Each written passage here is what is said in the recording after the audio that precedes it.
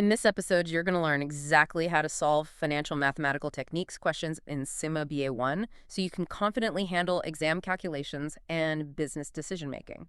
Which is really the core mission for any management accountant. I mean, businesses are constantly forced to make these complex capital allocation choices. Right, like, do we invest $50 million in a new factory? Exactly. Or, do we acquire a competitor or take out a 10-year loan for some international expansion? Yeah. And every single one of those choices, Yeah.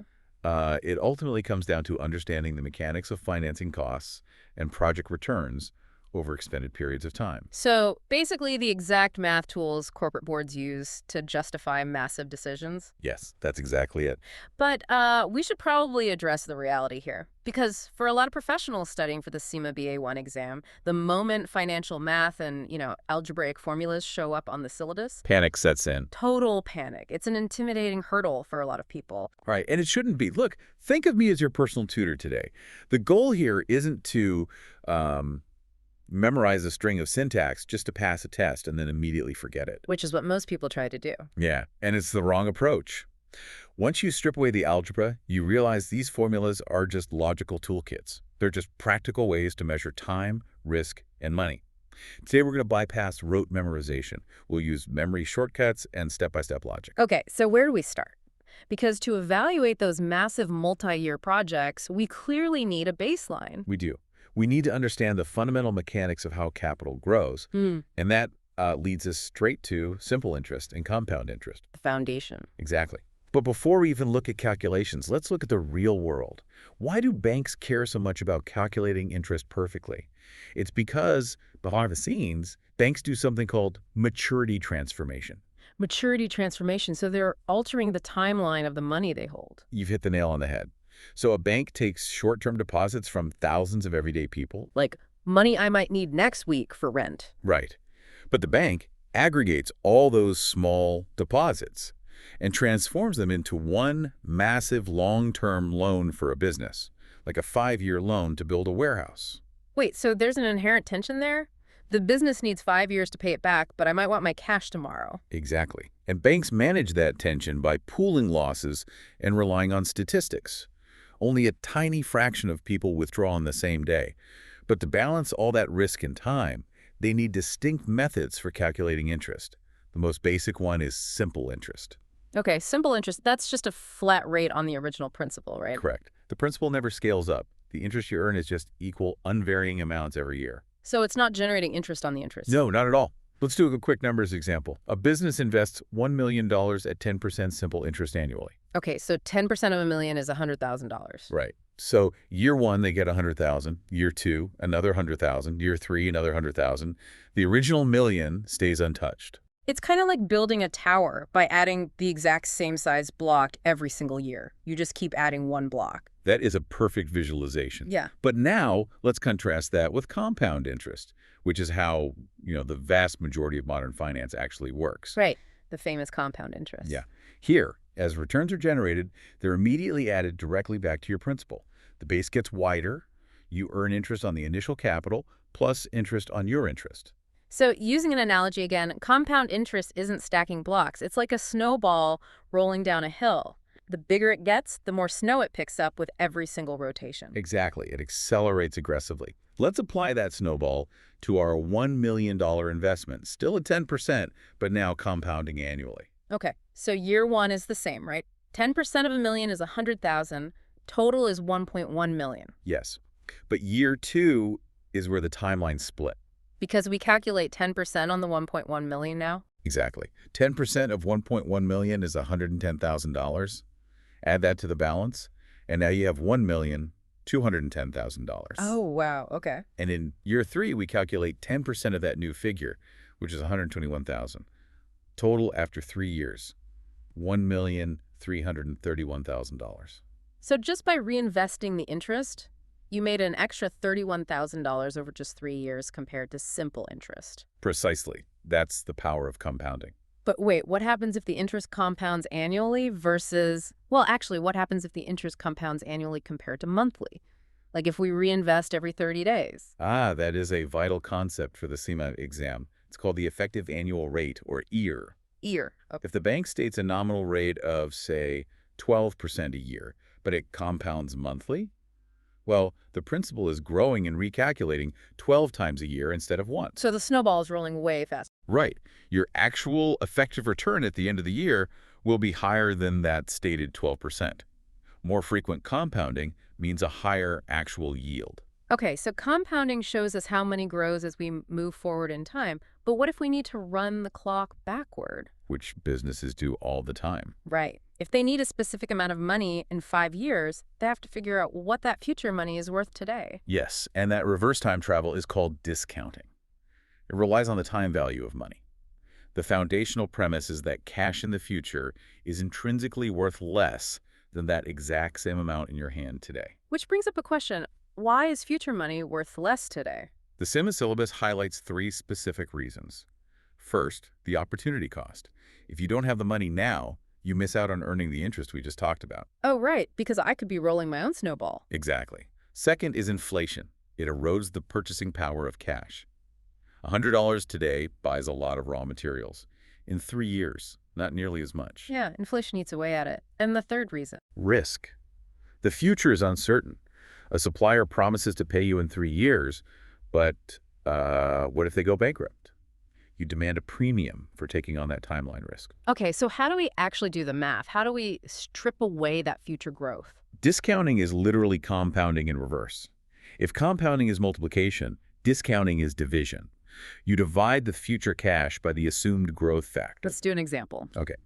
A business is promised $133 in 3 years. The discount rate, accounting for risk and inflation, is 10%.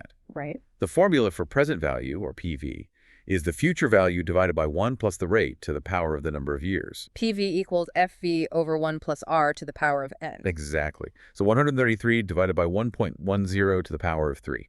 That division brings the present value right back down to exactly $100 today. Okay, but hang on. Calculating the power of 3 or like power of 10 for a decade-long project on a basic exam calculator, that sounds like a nightmare. So many chances for keystroke errors. Yeah. And that is exactly where students panic. But here's the ultimate exam tip. You don't have to do the division. The CIMA examiners provide mathematical discount factor tables.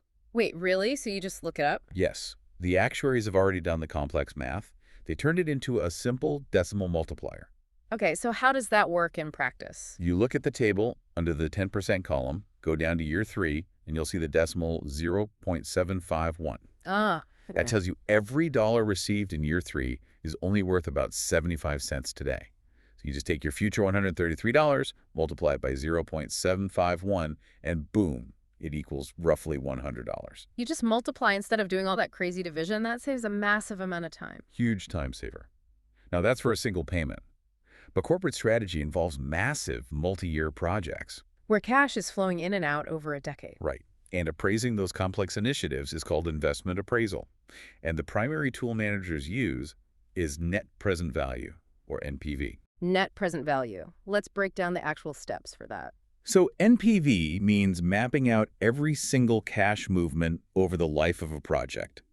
Initial investments today are negative numbers. Future revenues are positive, but because they happen in different years, you can't just add them up. Because $1 in year 3 isn't the same as $1 today. Exactly. You have to discount every future flow back to year 0, which is today, using the tables. Once everything is converted to today's present value, you just add them all together. Let's run a scenario. Let's say a logistics company wants to buy a fleet of autonomous trucks. Perfect. The initial investment today, year 0, is $1 million. They expect $600,000 in cash inflow in year 1 and another $600,000 in year 2. Investors demand an 8% return, so 8% is our discount rate. Okay, chronologically, years a year use it today. So that $1 million outlay is already at present value. It's just minus $1 million. Okay. Year 1 revenue is $600,000. We look at our 8% table for year 1. The factor is 0.926. Multiply 600,000 by 0.926. Which gives us $555,600. Right. Now, year 2, the money is further away, so the table gives us a smaller factor, 0.857. Multiply our second 600,000 by 0.857. And that's $514,200. Now we add our discounted inflows. 5,600 plus 514,200 equals a total present value inflow of $1,069,800. Okay, and then we subtract that initial $1 million outlay from year zero. Yes, leaving us with a positive net present value of $69,800. So what's the decision rule? What does the manager actually do with that number? It's an absolute rule. If NPV is positive, accept the project. It means the project covers the initial cost, hits the 8% investor demand, and generates an extra $69,000 of pure wealth on top. But, let me push back a bit. Would a manager accept a negative NPV project? From a strictly financial standpoint, no. It destroys shareholder wealth. But what about in the real world? Like, what if they have to install emissions scrubbers to meet new environmental laws? It's a huge cost with zero financial return. Ah, that's a great distinction. Real-world managers absolutely accept negative NPV projects for legal compliance, or maybe as a strategic loss leader to enter a new market. But on the CIMA exam, for financial technique purposes, negative NPV means reject. That makes sense. Now, NPV gives you a specific dollar amount, but I feel like executives always talk in percentages. Yes, and that brings us to the internal rate of return, or IRR. While NPV is a dollar figure, IRR is a percentage. What exactly is it measuring? It's the exact break-even discount rate, where your project's NPV hits exactly zero. Okay, so it's the absolute maximum cost of capital the project can handle before it starts losing money. Yes. Non-financial managers love IRR because it's so intuitive. You don't have to explain present value mechanics. You just say, this project yields 12%. And if you can borrow money at 8%, but the project yields 12%, you do the project. Exactly. The rule is, if IRR is greater than your cost of capital, accept the project. Conceptually, I love it, but the IRR formula in the textbook looks terrifying. It's like advanced calculus trying to solve for an unknown rate trapped in an exponent. And that is a huge common mistake students make. They panic at the formula. You do not need to do complex algebra. The formula is actually just a shortcut for estimation using a technique called interpolation. Interpolation? Sounds complicated. It's not. Think of it visually. Imagine a graph. Vertical axis is your NPV in dollars. Horizontal axis is your discount rate percentage. Okay, I'm picturing it. You're just trying to find where the project's financial line crosses the zero line on the graph. The exact break-in point. Right, and to find where a line crosses zero, you just need two data points, one above zero, one below. Ah. So step one, you calculate the NPV with a low discount rate to get a positive dollar amount. Yes. Plot that high on the graph. Step two, calculate NPV again with a really high discount rate, forcing a negative NPV. Plot that low on the graph. And then you literally just connect the dots. The IRR is where the line crosses zero. Exactly. The intimidating IRR formula on the exam is literally just the math way of drawing that line between those 2 points. It's a simple three-step triangulation. Don't let it scare you. Oh, wow. That completely changes how I look at it. Okay, so far we've evaluated projects where cash flows change every year. But what if a project pays the exact same amount every single year? Then we use annuity and perpetuity formula. Okay, let's start with annuities. An annuity is just a stream of regular, equal payments for a set number of years, like a pension or a fixed-term commercial lease. So if a business has a 20-year lease paying the exact same rent every year, doing the NPV for that sounds miserable. I don't want to look up 20 different discount factors and do 20 multiplications. And you don't have to. The CIMA exam gives you a separate table just for this, the cumulative discount factor table or annuity table. Wait, really? So they just added them all up for you? Exactly. Because the cash flow is identical every year, the actuaries pre-sum the factors. You just look up the cumulative factor for year 20, multiply your annual rent payment by that single number, and boom. You have the present value of the entire 2-decade stream in one step. Okay, that is an amazing shortcut. But what if the timeline doesn't stop at 20 years? What about perpetuities? Yes, perpetuities are streams of regular equal payments that literally last forever. No end date. See, this is where my brain breaks. How can an infinite stream of money have a finite value today?